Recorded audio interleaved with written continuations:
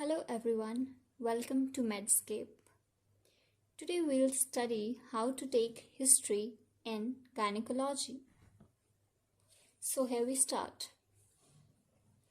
First we have to build a rapport with the patient. So for that we have to ask for patient's name, age, occupation, address, education, obstetrical formula, which is derived by GP TPAL.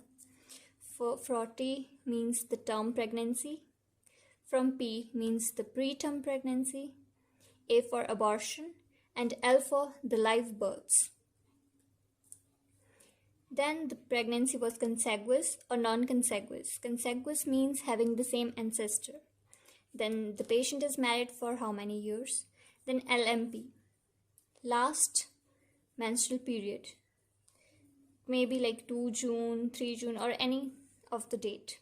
Then from the LMP we can calculate EDD, expected date of delivery, which can be LMP plus 9 months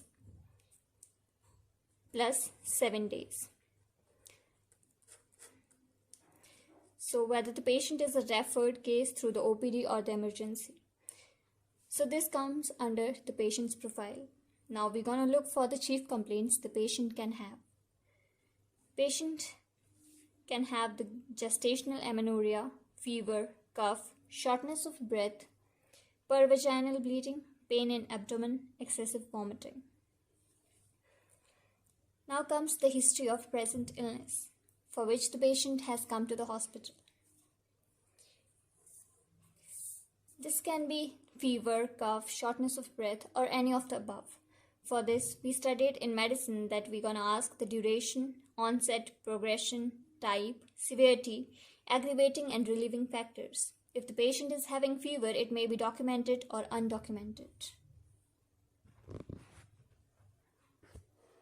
Now comes the history of present pregnancy. For this, we're going to divide it into 3 trimesters. First trimester, which constitute about 12 weeks. So we're going to ask that the patient is a booked case or unbooked case.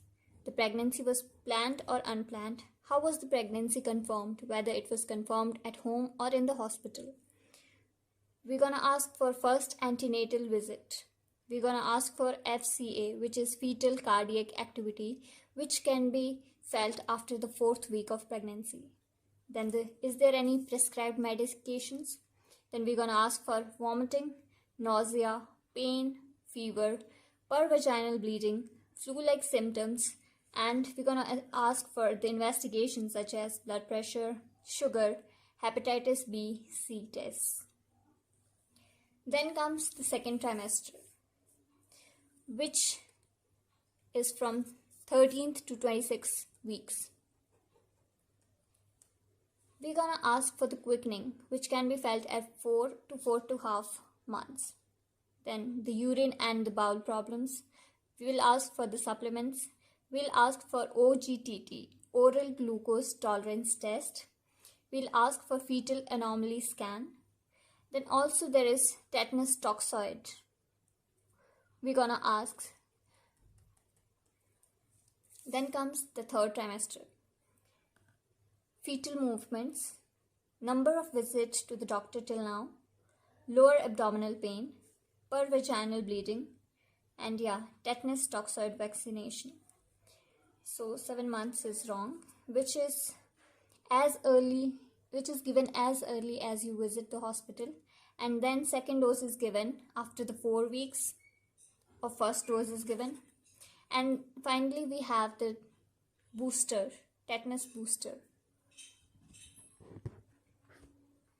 Then we're gonna ask for the menstrual history of the patient, whether she had usual duration, the cycle, for how many days it lasts, first day of last menstrual period.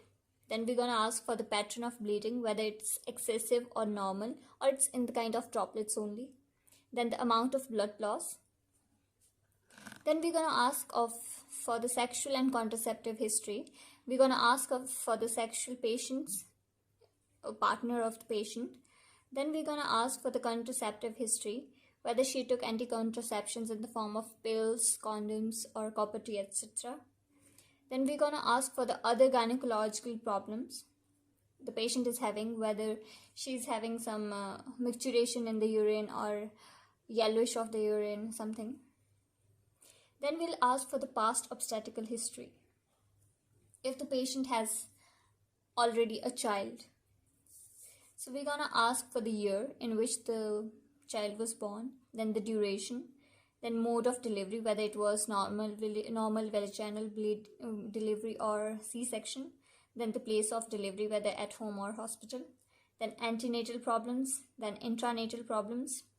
We're gonna ask for the gender of the baby, weight of the baby at birth, postnatal complications, breastfed till when, like for 6 months, for a year, or for 2 years you fed the baby through the breast. Then we're gonna ask for the vaccinations the baby received, then the current health of the baby, whether he's fine or not. Then comes the previous medical history, whether the patient has undergone any C-section or any surgery in the past, or the patient is currently taking any medications or drugs. Then we're gonna ask for the medications and allergies, the same. Then we're gonna ask for the family history, like we're gonna ask the diabetes mellitus, the tuberculosis, the hypertension in the family. Then comes the systemic inquiry or the personal history.